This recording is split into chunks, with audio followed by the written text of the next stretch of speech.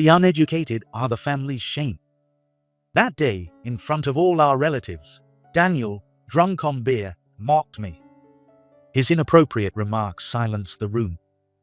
Even the guests at my younger brother's wedding reception looked bewildered. I was irritated. More than being insulted myself, I couldn't forgive Daniel for ruining my dear brother's wedding. As I wondered how to get Daniel away from the mic, suddenly, Barbara stood up and grabbed it from him. She was apparently furious. "Dad, don't pretend to know everything when you don't. You're the real disgrace to the family." Immediately after, when the bride revealed my true identity, Daniel's face turned pale, and he became a laughingstock. I am Charles Smith. I have a younger brother, Chris, who is 6 years younger than me. Even if we fought, we would make up the next day, living a happy and carefree life. However, when I was in my 3rd year of middle school, my father passed away due to a worsening chronic illness. Losing the family's breadwinner, our life became impoverished. My mother worked desperately to keep us from worrying, but just maintaining daily expenses was all she could manage. Seeing my hard-working mother and my brother, who studied diligently at his prep school, made me feel helpless. I feared our family might fall apart at this rate. Overwhelmed by the grief of losing my father, I decided to graduate high school and start working. As a young man with no education or skills, the only job I could get was physical work in a construction company. In the first few years after joining the company, I was passed around various sites and worked until my legs felt like they would give out. But I persevered and dedicated myself to the job. Thanks to that, by the time my brother graduated from high school, our life had become more stable, and I was as happy for him becoming a police officer as if it were my own achievement. I felt we were slowly regaining our previous lifestyle, and my spirits lifted. Though it couldn't be exactly like when our father was with us, I wanted to build a happy future from now on. Amidst this, my brother brought us even more good news. "I'm getting married," he announced. He said he had fallen in love at first sight with a woman he met at work. We had thought marriage was still a distant future, so it was a complete surprise for both me and Mom. But soon, the surprise turned to joy, and we both celebrated my brother's news. "Her parents want to meet us. Can you come with me?" There was no reason to refuse my brother's proposal. Both Mom and I nodded vigorously in agreement. Apparently, his fiancée's family was wealthier than ours, and her relatives worked for well-known companies. I felt a bit intimidated before even meeting them, but there was no option not to meet the family that had accepted my brother. We arranged the meeting through my brother. None of us expected this meeting to lead to disaster. On the day of the meeting, it was the 3 of us from our family, and 2 from hers, the daughter and her father. Her mother couldn't attend due to other commitments. The daughter's name was Barbara Johnson. With her beautiful black hair and polite demeanor, she looked like a beautiful doll. "Thank you for coming all the way today. We should have come to greet you instead." As she greeted politely and spoke, her father interrupted. "Where is the father? You are too young. Isn't it rude not to bring the father?" he demanded, looking at me. Despite Barbara's attempts to stop him, he wouldn't listen. This man, who would become my brother's father-in-law, was Daniel Johnson. The sudden question about our father flustered my mom, creating a tense atmosphere. "Our father passed away when I was in middle school. Now it's just the 3 of us," I explained, hoping he'd understand. In my life, no one had ever failed to understand when I mentioned my father's absence. I thought explaining the situation would suffice, but I was wrong. A family without a father can't possibly raise 2 children properly. Are you in debt or something? I was speechless. People had felt sorry for us due to our father's absence, but no one had ever accused us of being in debt. Despite his harsh words, I tried to explain. I told him we had no debts, that I worked hard to help my hard-working mother, and that thanks to our efforts, my brother became a police officer, which made me proud. Daniel laughed derisively. "Of course. In our family, public servants and teachers are the norm. If they don't achieve at least that, I'd be looked down upon by my relatives. By the way, what's your educational background? When Daniel asked this, I hesitated. Flashes of past reactions to my high school diploma ran through my mind.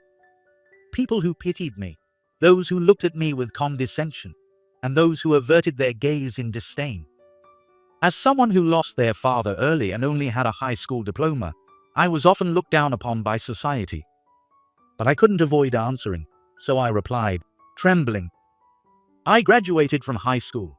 Our situation was tough, so I had to start working immediately. At that moment, Daniel's previously smug expression changed drastically. With an openly disdainful expression, he raised his voice. How disappointing. I had high expectations since my daughter chose you, but your brother is just a high school graduate. Unacceptable. Don't show up at the wedding reception. Leaving only those cruel words, Daniel angrily walked to another room. Barbara shouted at his back, but he didn't care. After Daniel left, my mother and I felt so uncomfortable that we could do nothing but stand there. Barbara apologized sincerely, saying it was a misunderstanding, but I was too devastated by my own inadequacy to respond. Being surrounded by accomplished people made it hard to stay calm. When I started working right after high school, many around me had college degrees and often looked down on me, but I tried my best not to let it get to me. However, I never imagined facing such prejudice from my brother's future-in-laws. I started working for my family, but thinking that I was dragging them down made me want to cry. If everything would go smoothly as long as I stayed away from the wedding reception, I was almost ready to accept being treated as if I didn't exist. At that moment, my brother gently patted my back. Big brother, I believe I could become a police officer thanks to you. Don't let those words get to you. Please come to the reception. If you're not there, there's no point in having the wedding. Those words were a huge comfort to me.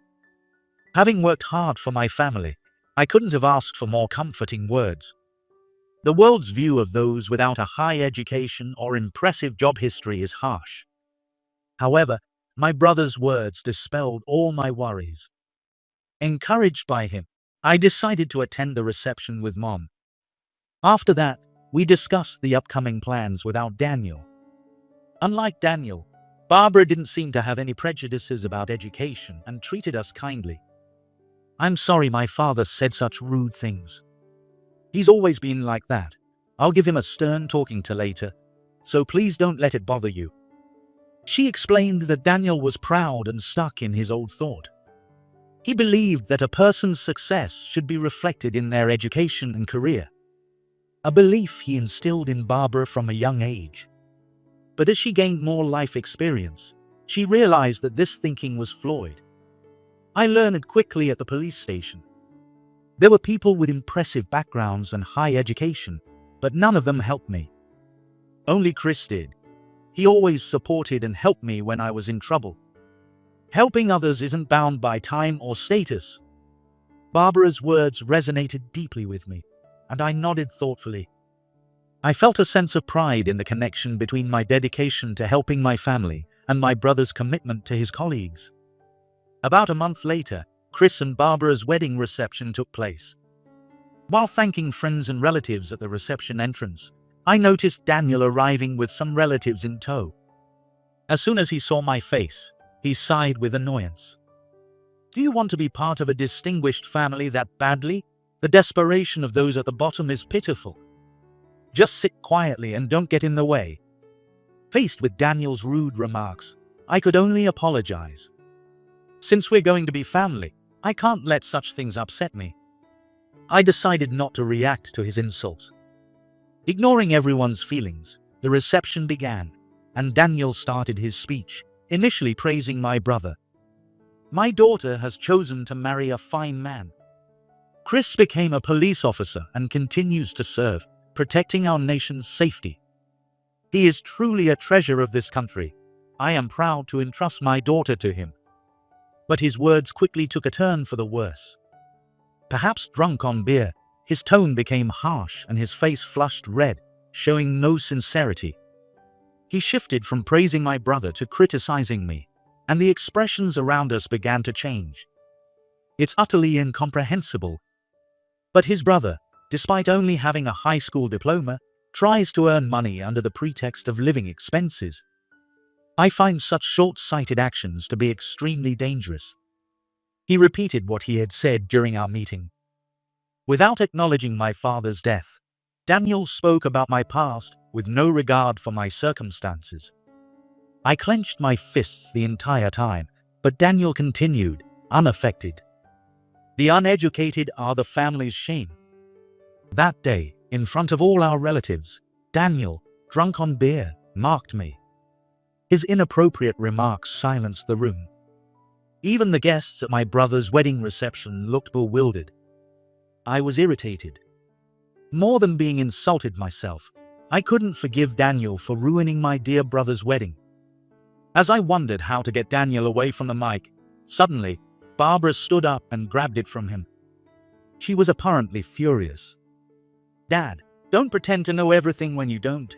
You're the real disgrace to the family." Shocked by his own daughter snatching the mic, Daniel raised his voice. "Hey, what do you think you're doing? I'm still speaking.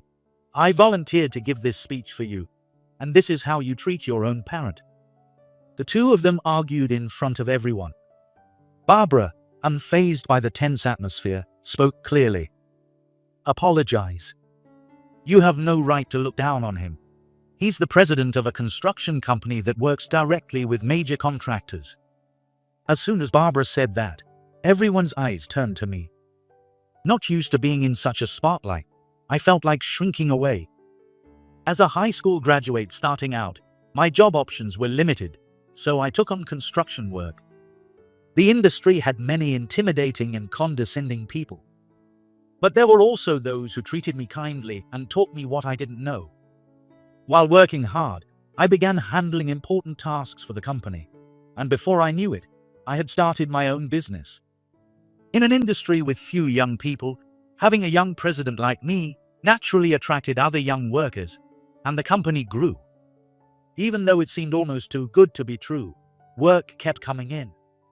We started getting direct contracts from major contractors and consulting on local development projects with government agencies. Though I never mentioned it. Some of the relatives from the Johnson family had worked with me, and I had greeted them before the reception started. "Did you know that the big mall project on the land your father owns near the station is something Charles is involved in?" Barbara said. "What?" Daniel's eyes widened in shock.